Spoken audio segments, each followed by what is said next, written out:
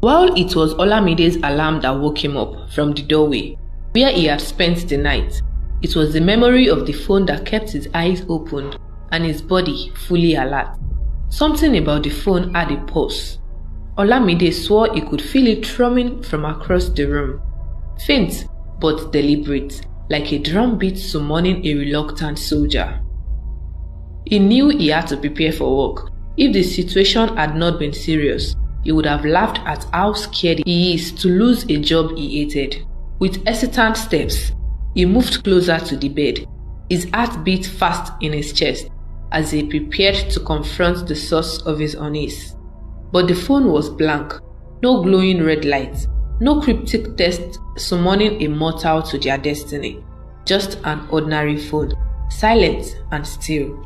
He called on Jesus and his dead grandparents for protection, before dumping an old t-shirt over the phone and shoving it deep into his Ghana must-go bag. By the time Olamide reached work, he had almost convinced himself the phone didn't exist.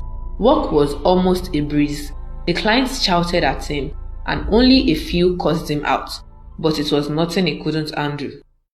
Lunch was a relief, as usual. Kunle, his loud co-worker, tried to entertain everyone with tales of his latest landlord drama. Everything was okay until the unmistakable Nokia ringtone blasted at full volume, drowning out the chatter. "Ha! Olamide, what kind of ringtone is that?" someone teased. "Is it 2022 again?" laughed Kunle. Olamide grabbed his bag and ran. Huddled in a bathroom, puffing out the smell of Aiza, he fished the Nokia out of his bag. He pressed the green button. If this was the end, he wasn't going out quietly. "Hello, mortal." A smooth, cheerful voice greeted him. "This is Eshu, guardian of this connection." "Eh? Who did you just mention?" Olamide blurted, his voice shaky. The caller replied, "I am Eshu. Eshu Elegbara, trickster, messenger, god of crossroads. Surely you have heard of me? I am still popular in your world, right?" Olamide's grip tightened on the phone. Okay, look, I don't know who you are, but I'm not buying anything, and I don't have time for pranks. Goodbye."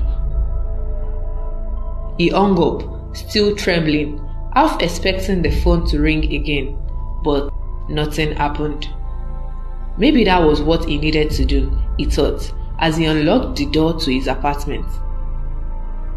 His malfunctioning fan, broken for months, was spinning perfectly. He turned it off and back on. It worked flawlessly.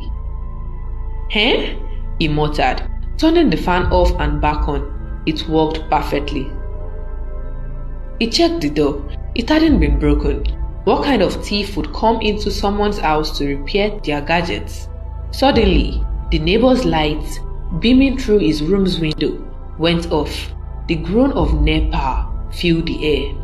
Olamide ran outside, his pulse raced as he bolted into the night, seeking air, clarity, and perhaps a moment to convince himself he wasn't losing his mind. Baba Bola, Olamide's neighbor, stepped out with his ever-reliable generator. Without a glance at Olamide, he pulled the cord, confirming what Olamide already suspected. NEPA had done what NEPA does best. But inside, his apartment was eerily untouched by the blackout.